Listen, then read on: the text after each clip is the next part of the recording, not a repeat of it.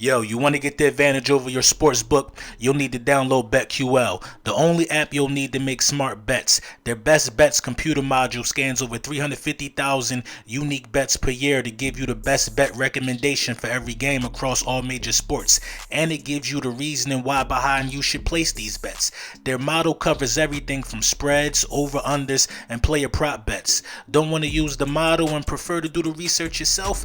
BetQL has all the necessary tools for your research needs. There's sharp data so you can even see who the pros are backing, line movement so you could jump on betting opportunities in real time, team summaries highlighting previous success against the spread and the over and under, and a team lineup, breaking news and injury status reports. Plus you can save all your picks in one place to track your success and winning streaks, as well as view your rank on their leaderboards. Head to the App Store or Google Play Store right now, download BetQL. You can also head to try.betql.co/Lord to get started now. Enter the discount code LORD at payment. Checkout, save 25% off on any of the subscriptions that they offering. You can find all this information in the description to this video below. But please make sure to check out the BetMGM offer in the description as well for a free year of your BetQL. Also, check out their sportsbook offering page if you live in one of the eligible states. Claim free offers upon signing up. Many offers listed. Don't miss out on the chance to beat your sportsbook this football season, man. Lord Brunson approved.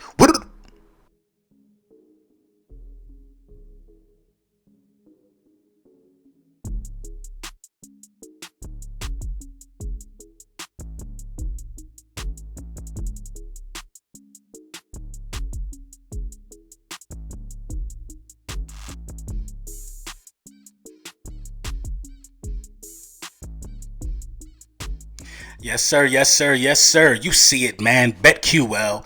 The Eagles about to go put in some work real quick, man. But before we get into that, man, I want y'all to know the season is coming, fantasy, all of that good stuff. BetQL got you, man. Listen, you heard the message. Say no more. But listen, man, you already know what Manscaped do, man. You already know. Use code Brunson, save 20% off, get the free shipping. The free shipping, I fought for that for y'all. Let's get into the meat and potatoes, man. Listen, let's talk about it, man. This the keys to victory. If you didn't know what was going on, these are the keys to victory for beating the Atlanta Falcons week 1 this Sunday at 1 o'clock. And before this game kick off, either on Friday or Saturday, myself and Philly Mike will be bringing to you guys a special, you know what I'm saying, a special pregame, you know what I mean, Go Talk the podcast. That's going to be airing this week for the first time. A lot of firsts happening. The first game, the first episode of Go Talk the podcast, a lot of stuff is getting underway, man. Back to school, the kids back in school. Listen, but before we get into the keys to victory, man, I think the Eagles picked up, you know what I'm saying, a real interesting weapon. I don't really talk about practice squad guys we acquire around this time of the season, but I think this is a guy, I looked at him and I like what I see, man. McCain, man, one of them ones, man. Let's read a little bit of his bio real quick, man. McCain, as a freshman in 2017, was a first-team All-Conference and third-team FCS All-American selection after recording 6 interceptions and returning 3 of them to the crib. He was FCS National Player of the Week after 3 interceptions, 2 touchdown performance against Morgan State. That's monstrous, man. He earned all MEAC honors again in both 2018 and 2019 before the 2020 season. Before the 2020 season was canceled due to COVID-19 pandemic. Mac ran a 4.48 in his 40, jumped at 3.5 during the combine. I mean, the dude is like that.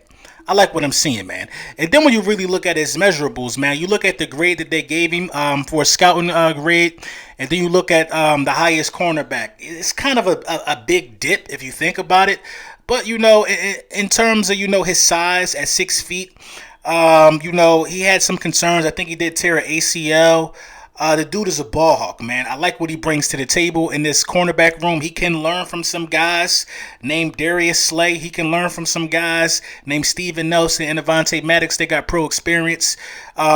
He's a guy that I would like to have on the active roster if he pans out. But you never know, man. You need a practice squad guy. You need to go get you a guy like this, man. I'm all for it. I'm all for it, man. I'm all for it. You know what I'm saying? Y'all saw Jalen Hurts making his rounds today, man. It's funny how Nick and them, how they all want to talk and ask the political question. But why, when you get these players on a nationally televised broadcast, you never say what you were saying all offseason? Say you think he bad. Say you don't think he could throw the ball. Say all of them things, man. And you know, Jalen was pretty, real media friendly. You know what I'm saying? Yes, sir. Yes, ma'am. He's one of the most polite guys that we got in this thing, man. Nobody ain't calling a lot of these guys sir and ma'am based upon the way that they carry themselves and the way they talking about these 19-year-old kids coming out of college playing NBA, NFL, NHL, whatever, day in and day out. So, shout out to Jalen, man, for, staying focused and, being a leader, man. Being a leader that he is, and those things speak volumes to his game. So I like the signing of McCain, man. I want to see good things from him. You know what I'm saying? Hopefully we can get some playing time out of him, man. But let's get on to, some of the top things I think that need to happen for the Philadelphia Eagles to come out victorious against the Atlanta Falcons, man. As I said, this is the keys to victory for beating the Atlanta Falcons. You know the vibe. So the Atlanta Falcons don't really have a great defensive line. They don't have a great defensive line. And that being, one of the driving factors in this really got me confused as why we 3.5 point underdogs to these dudes. It really got me confused, man. Why we 3.5 point underdogs to these dudes? We could beat this team. They definitely going to have to blitz to get pressure to Jalen Hurts. Listen, this is the offensive line from day one healthy. The first game of the season. This ain't catching us down slipping when somebody hurt. No, everybody's here. And they're going to have to blitz to get pressure on Jalen Hurts. Now, being as though we all know that, a lot of people are saying this. Michael Shore, whatever, he's saying it too. But at the end of the day, Jalen Hurts still got to be smart. Jalen Hurts got to know what to do with these blitzes and how to read these blitzes. Blitzes can be confusing. You know what I'm saying? Blitzes can make quarterbacks make decisions late or make quarterbacks make decisions early.